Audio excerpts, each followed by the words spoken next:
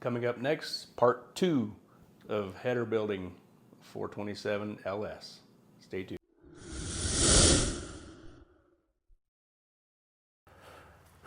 I'm getting ready to start on number 6, and I'm just going to show like cutting that piece. I made that template there. I'm not going to show cutting every piece of every tube on this deal, but I'm just going to show kind of how I get to this point where I've got this template that I made off of my pattern in the other room, but it sticks inside the flange about 300-ish or so. So it also kind of matches the others.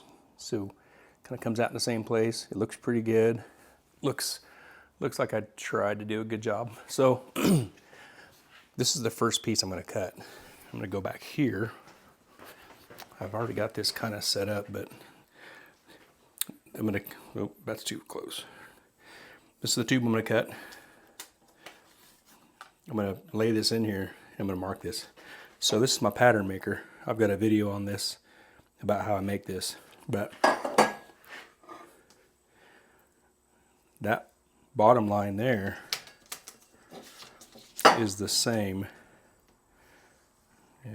as that bottom line. So I know when I scoot this up to the edge, and I've also got this block on the edge here to hold this side, and that block is going to catch this side, and then I'm going to lay this on top, and you'll see here in a second, and I'm going to put that line with that tube on top of the tube. That line, I call that a tube. You'll see. So I'm going to hang this in the phone holder and see if I can't mess this up. Try to get a good view on it. I'm just going to show just cutting this one tube, and then I'll probably make it a separate video also and toss it up. But so I'm going to set that on there, this square edge against that block there, and then I know that line is the reference line for that template, and that mark that I just made, that's the end of that tube. I'm going to cut it right there because this goes inside the flange. So I'm going to do that. And I'm going to set this up. These 2-4-6 blocks work really awesome for stuff like this because they are heavy and they stay where you put them. So I'm putting this 2-4, I'm lining this 2-4-6 block up with the line on the bottom of that pattern down there. There's lines that match the lines on this. So I'm going to put that on there. This block coming across here, need my ruler.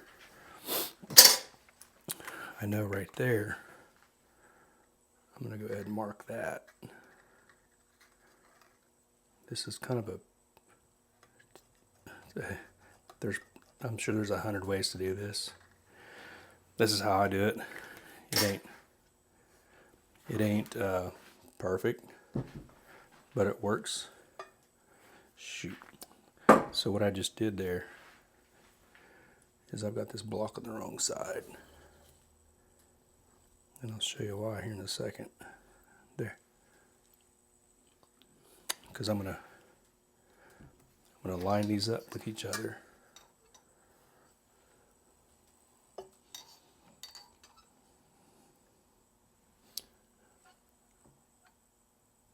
There.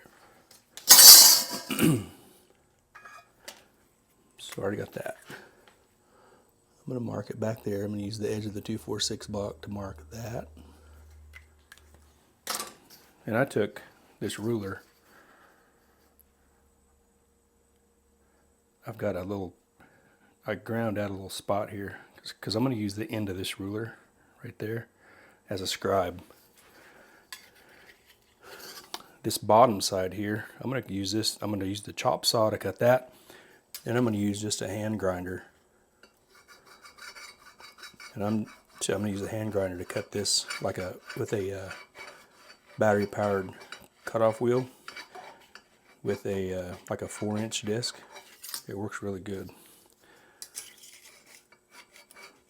All I'm doing with this ruler is I'm making a scribe mark. This 246 block is making this a square mark. And then I'll put my glasses on and I'll take a Sharpie.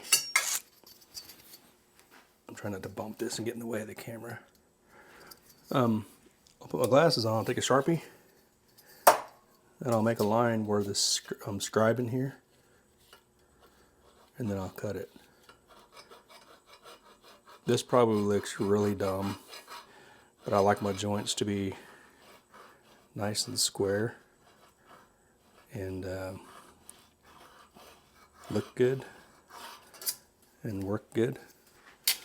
So, now one more little spot here. Then I'll be able to run those lines together. I don't scribe all the way around it, because once you stick the grinder, once you get cooking with the grinder, now let's see, I'm going to try to blow this up. How about number 2? I'll put my glasses on and see if I can see. I'm actually going to move this. So, too close. Okay, I'm going to cut that mark in the chop saw. I mean, it's zip, it's real fast. That's too close. Okay, so let's go down. I'm trying to see. Okay, so there's as far down as I could scribe, but you can see that scribe mark. This is kind of tricky to watch through the phone as I turn it. And there's my Sharpie mark. And the scribe mark doesn't go too deep there. But, so, I'm going to take my Sharpie, back this off a little bit, take my Sharpie, and I'm going to make the lines so I can see it with my cutter. I've got a bandsaw, a really nice Grizzly bandsaw, but I'm not going to run this stainless tube through my bandsaw because, oh crap, sorry. I use it for mostly aluminum, and I'm just not going to ruin good blades on cutting stainless tubing, because this stainless stuff, when the teeth go in and out of the tube, man, it's really rough. I keep bumping that dang thing. So, I got a ton of little cutoff wheels. It works really good. I'm going to show you here in just a second. It sounds kind of dumb. Sounds dumb to not use a bandsaw, but this cuts really easy. Shoot, I don't have a phone set up. I got to stop this and reset this up where I'm going to cut this. I'll be right back. Okay, the chop saw is right there.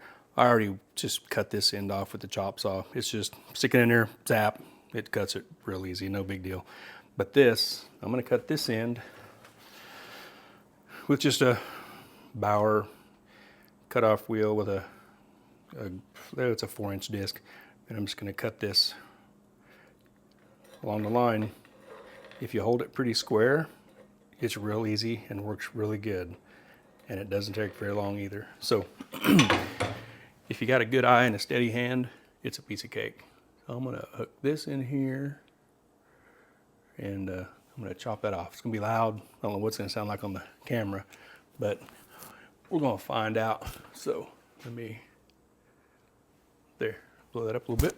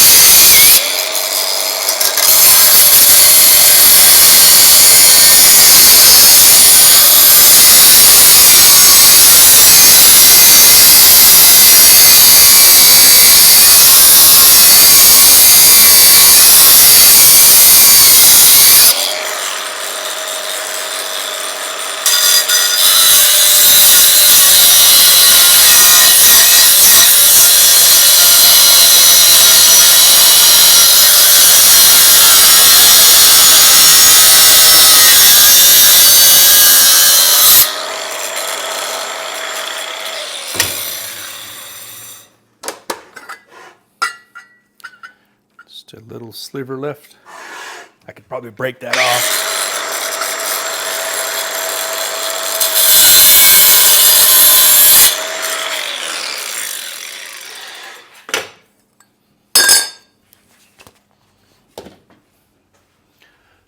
Just like that. I'll use my grinder over there and I'll square it up on the face of that grinder on both ends, and I'll have my piece. If you're if you're pretty good with a grinder like this and you can control it, it's not very hard to do it like this. If you can keep it square and follow your line. If you don't have it marked 3/4 of the way around like I did, just it's missing probably a quarter of it, it doesn't matter because you can cut all the way through it pretty easy with a good, it needs a pretty good blade though. So I'm gonna clean that up and keep on moving. So back here at the engine and the tubes that are in place, the tube I just seen cut and clean up was this one right here. So I went ahead and maybe a little pointer here, put these pieces together. This piece in the collector, little chunk there, has a little angle on that tube. This was square butt here, and then there's a slight angle on this tube where it meets that tube. But that's number 4. Let me back that off a little bit. Yeah, I kind of like it close. So the last one on this side to do is hole number 2, and obviously it's going to go down there. So I've got this template made. The lines there, I've already got this cut, this template, because I can put it inside the hole. There's a machined edge on the inside of that. You can see it right there. The tube will go in there and stop. So I've got this template made that goes in that same distance, and then like it'll come up here. It's pretty much with the 90-degree bend that my tube will be at the length there that will go inside the collector. I know when it comes up here, and I'm probably going to cut it off, you know, down here somewhere, and I'll have a place for the top side to come down to.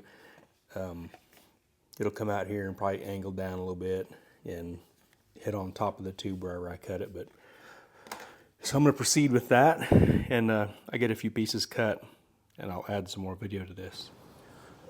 Well, I got number 2 cut and tacked a couple, each joint's tacked a couple places. It looks good from the top here. All them tubes kind of come out about the same place, looking real good. The collector pretty much stayed where I wanted. You hear that wind howling, it's windy out. It's supposed to storm this weekend coming up. Everything pretty much, let's zoom this up a little bit. Everything pretty much turned out how I wanted it to. Looks good down here. Let's see. Let's look at, there's the spark plug there. So another giant challenge. This was pretty easy on these, but when you're building headers, give yourself some killer spark plug access and boot clearance, and I succeeded here. Lots of room. That one I just left it on back there. The ratchet, you want that thing, you don't want no interference, you want it to go off and on real easy. You don't want to fight it around tubes. But I'm used to big block tubes from like 2.5-inch stuff on my Pro Charger deal, and 2 1/8 on my turbo big block I had. So this is just 2-inch tube. It makes a huge difference. Makes a lot of space. The tops of the tubes are going to get some EGT bungs from Mad Racing. Glenn makes these. I'm not going to locate these yet. I'm going to wait. Probably do that last, and I'm going to do a product review on these. These are a really nice EGT bung. They got a big shoulder, big landing pad on there. These are super nice. I can't wait to weld these on. But so they'll be somewhere in this location here. I'll get to those later, and I'll make that part of the video too. So, oh, the inside of the collector. Let me see. Look inside.